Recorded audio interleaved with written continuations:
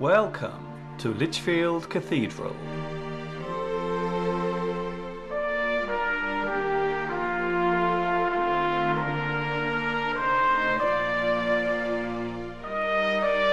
Lichfield Cathedral stands high and proud above the Staffordshire city whose name it bears.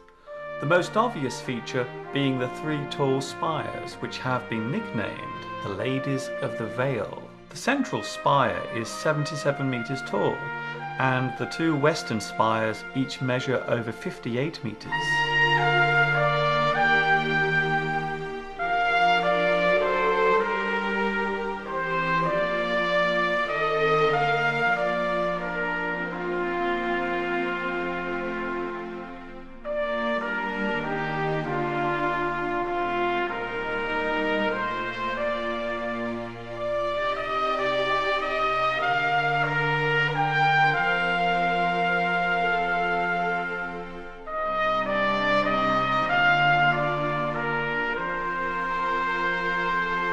The public entrance is via the west doorway, and admission is usually free.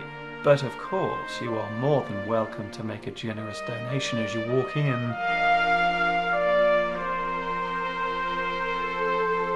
The internal length of the cathedral is 113 metres and is made up of many different sections housing various artefacts, such as tombs, statues, and regimental colour flags. There is also a memorial to Michael Johnson, the father of the writer Samuel Johnson, who we will be hearing more about later. The cathedral itself is built on the site of the original Saxon church, which stood there before. However, the cathedral that stands here today is the second one to be built, replacing the first Norman structure over 700 years ago.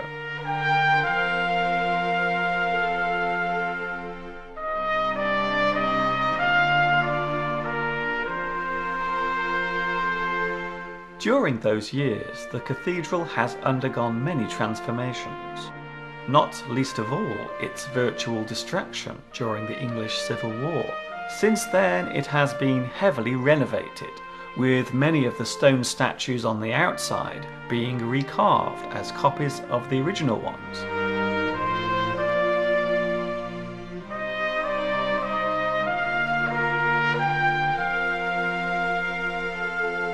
The building is steeped in history. The stained glass windows literally reflect ages past, stories of heroism and legends of valour from days long since gone.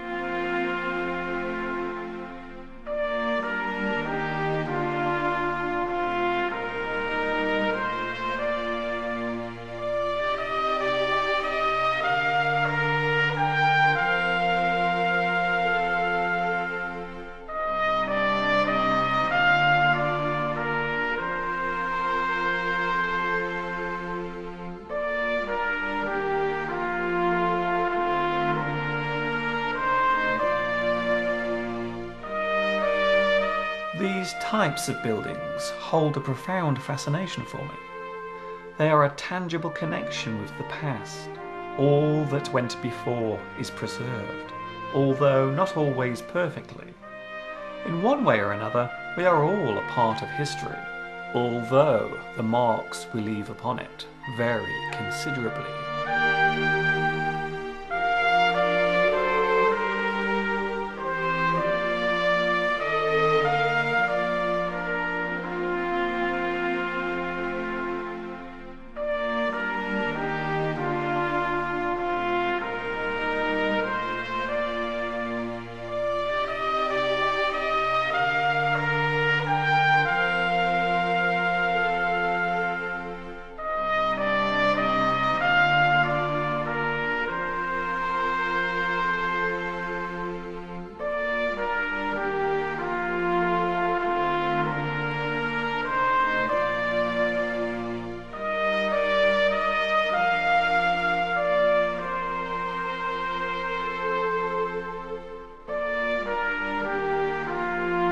These days, the cathedral serves many purposes. Weddings, funerals, and daily services are all still held here. And, of course, its historical value, which makes Lichfield Cathedral a place well worth visiting.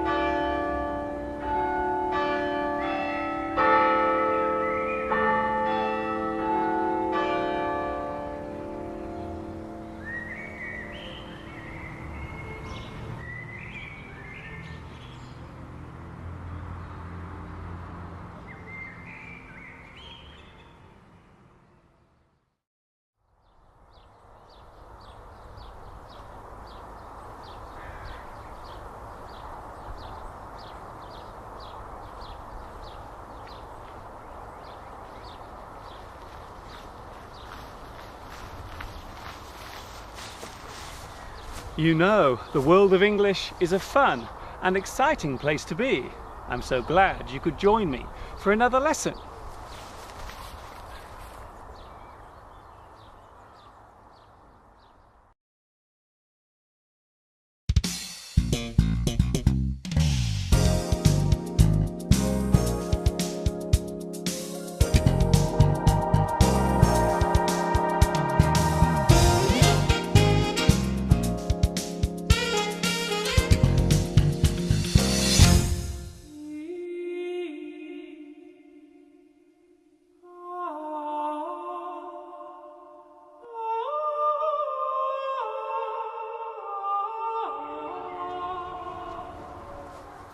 Hi everybody, this is Mr. Duncan in England. How are you today? Are you okay? I hope so. Are you happy? I hope so. In today's special lesson, I'm in a city which is famous for its magnificent cathedral and for being the birthplace of a man whose hard work and dedication helped us all to understand and learn about the way in which the English language should be used by creating the earliest definitive version of the English dictionary. It also happens to be his 300th birthday this year.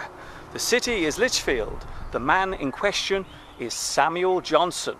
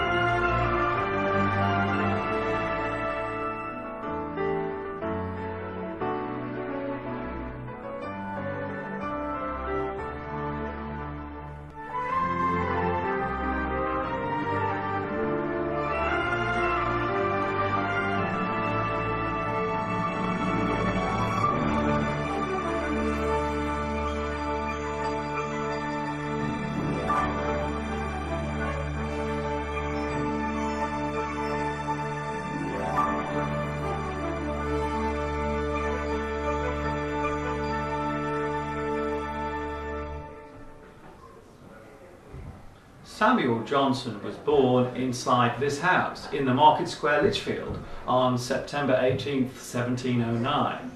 His father's name was Michael, who was a bookseller. His mother's name was Sarah. According to Samuel, his family had very little money and his early life was spent in virtual poverty. Samuel's mother encouraged him to read from a very early age, and by the time he began school at 4, he was more than able to recite long passages from the Book of Common Prayer. there was very little doubt that Samuel was a smart and intelligent boy indeed. Samuel Johnson's childhood was blighted by ill health.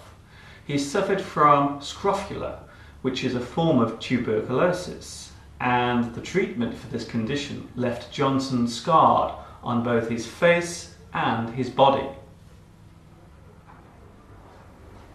In school, Johnson showed even more promise, excelling at Latin and gaining an even greater grasp of the English language too. He took a break from his education at the age of 16 to stay with his cousins, which gave Johnson yet another insight into the world of literature via his new friend Cornelius Ford.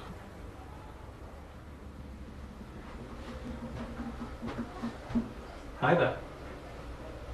Samuel Johnson resumed his education 6 months later in Stourbridge, but that only lasted for half a year before he returned to Lichfield to help his father run the bookshop. To make money, Samuel would work stitching books together. Of course, this period would have given Johnson the perfect opportunity to continue reading literature, thus allowing him to acquire yet more knowledge. It seemed as if Johnson's education had come to an end, but fortune was on his side when a cousin of his mother died and left some money to the family. This, plus some financial help from a friend, helped to pay for Samuel's entry to Pembroke College, Oxford, where his studies were allowed to continue. This period proved very useful for Johnson, and once again he was able to show off his writing skills, with one of his earliest works, Messiah, being praised very highly and eventually appearing in print.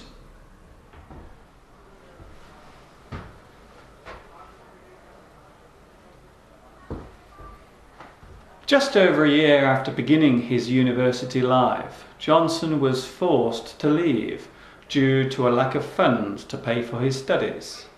He left with no degree. However, by this time he was very well versed in Greek, French, and of course, English.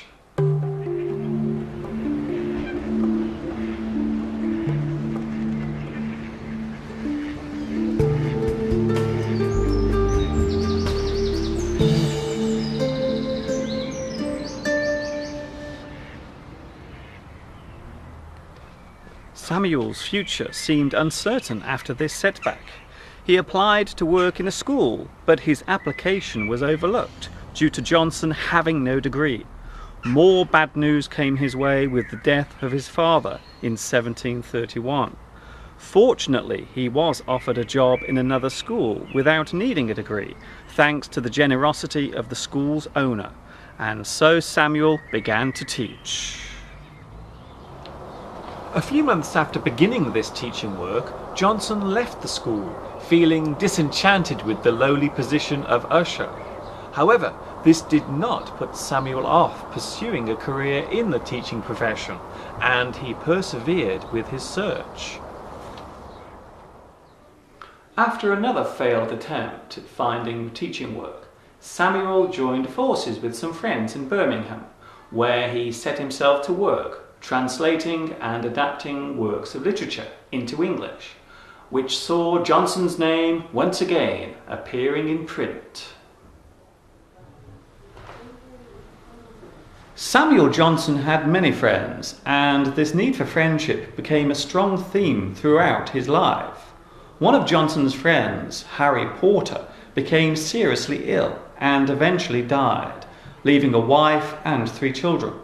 Samuel began to court the widow, whose name was Elizabeth, and eventually she became Johnson's wife, which caused some disapproval and outrage due to the wide age gap between her and him.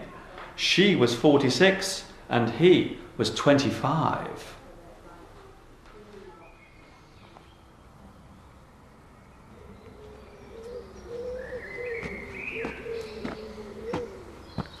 Johnson made another attempt at applying for a job at a school, and once again his application was turned down. This time the rejection was due to prejudice. You see, Johnson suffered from a nervous condition which caused him to twitch involuntarily. This gave him a slightly unusual character, which some people could not, or simply refused, to understand.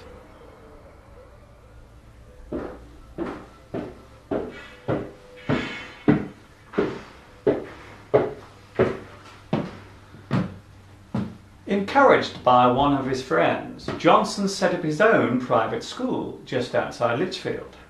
The student intake was small and not particularly profitable, but one of his pupils at the academy, David Garrick, would later go on to become a much celebrated actor, as well as influencing Johnson's own life.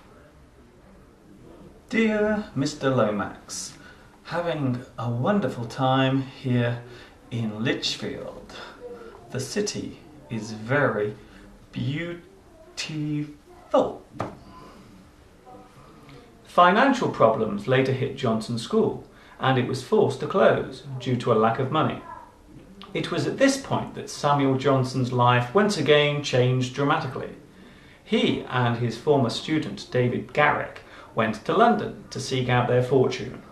At first he did some translation work, and later took on the job as a writer for a magazine, as well as finalising an ongoing work of his, the play Irene. He published a poem called London, although he did not put his name to it. Johnson was not revealed as the author until 15 years after its first publication. This is probably a good point at which to talk about another one of Johnson's characteristics, his mood. Samuel Johnson was dogged with mood swings and deep depression for most of his life. He had a sometimes self-destructive nature which would cloud everything he did. This part of his psyche would go on to almost destroy one of the things he is best known for creating.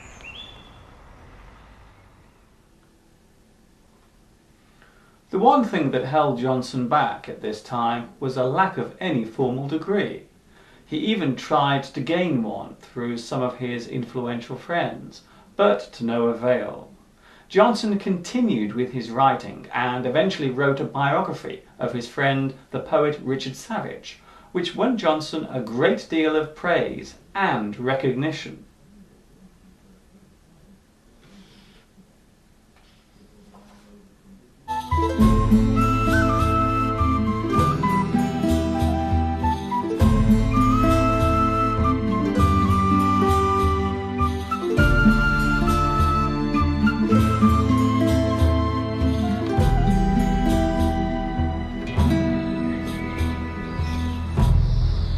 And so it was in 1746 when a group of publishers approached Johnson with the idea of writing a definitive version of a dictionary of the English language. It appears that the main reason for this venture was based on making money rather than allowing people to have a better grasp of English. Johnson's vision was that of a book which would not only open up the language of English, but also the world in which they lived, using references from hundreds of books to illustrate and define each word.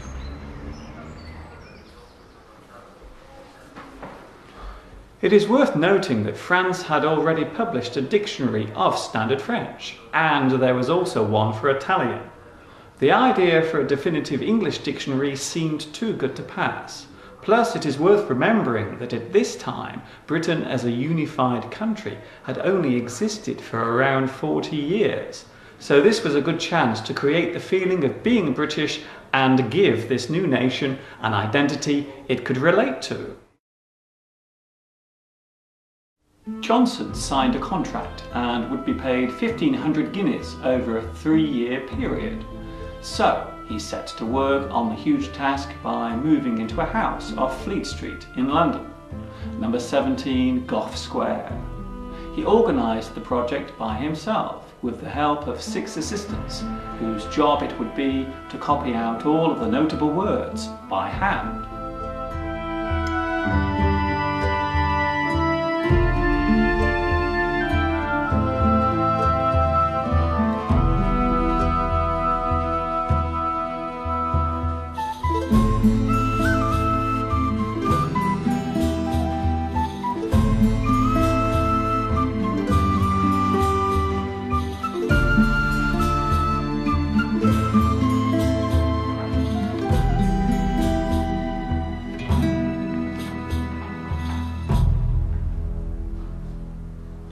Despite all of the assistance, the creating process of Johnson's dictionary was a slow and laborious one.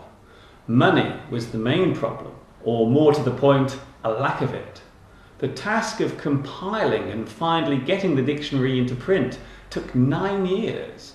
This includes a 3-year gap during one of Johnson's depressions, when it seemed as if the whole project was doomed. However, it was completed, and in April 1755, the first copies of the dictionary went on sale for the princely sum of £4.10, which was a large amount of money at that time.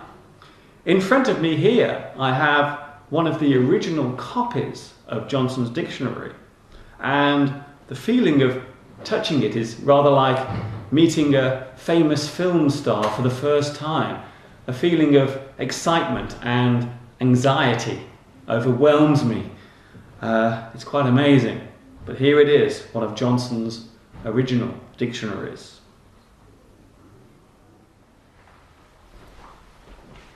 As a point of interest, the dictionary was only allowed to be printed on the condition that Samuel Johnson received some formal recognition for his work, with the award of a degree which was duly given.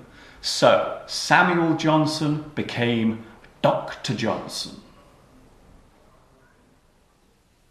Samuel Johnson's Dictionary of the English Language changed the way in which all subsequent lexicons were composed. The use of similes and quotations are nowadays commonplace in all dictionaries. For anyone learning a new language, a dictionary gives the most instructive insight into the way in which that particular language is used. It has the ability to inform, enlighten, and educate.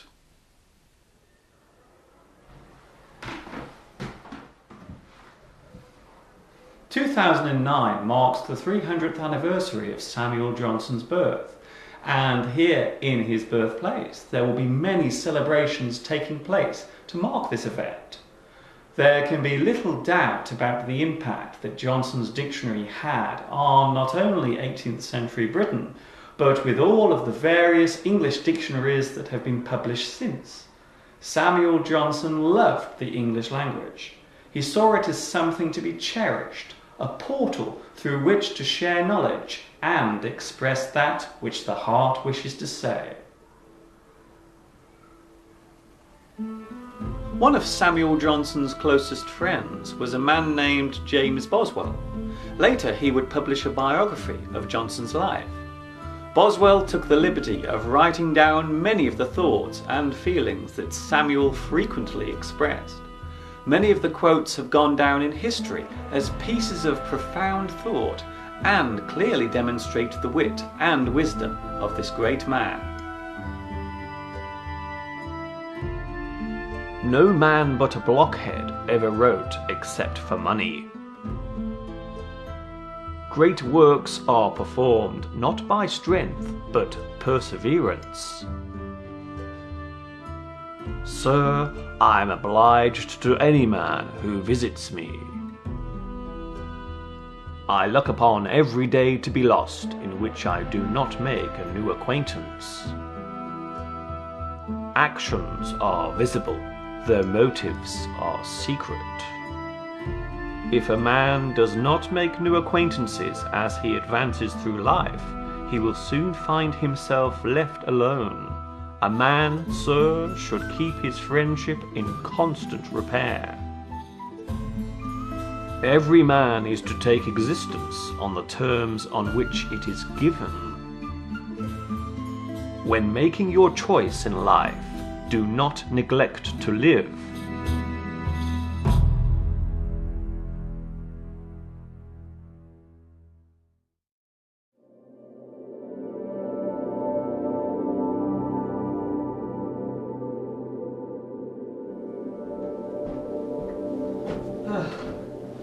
Oh dear. Oh dear. Am I there yet?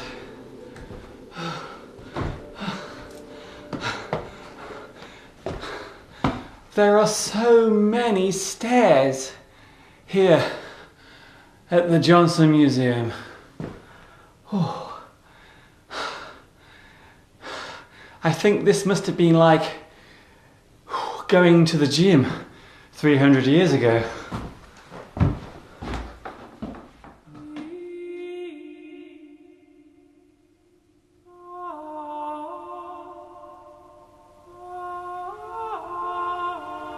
It would be very hard to describe Johnson in just a few words.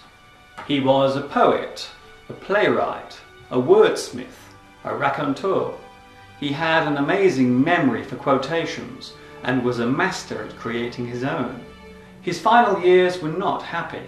His wife had died and many of his close friends had also passed away. Depression and a fear of loneliness overshadowed his final days. Samuel Johnson died on December 13th, 1784. His body was buried at Westminster Abbey in London. Statues of him were later erected in both London and here at the place in which he was born almost 300 years ago, the cathedral city of Lichfield.